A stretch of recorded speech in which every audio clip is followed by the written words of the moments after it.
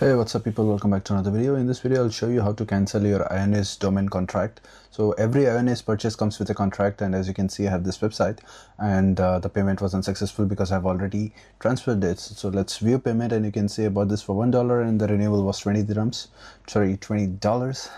So to do this you need to first click on your profile and go to contracts and subscription, and under this service you will see your contract for instant domain. Select that, and once it opens you have an option here to cancel contract.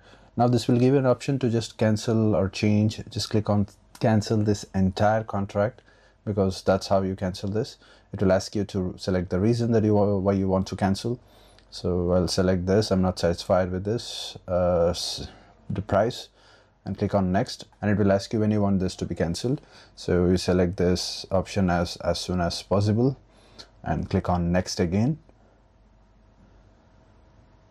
And now you will select all these options. This is basically telling you that you will lose all the data. That's fine with me.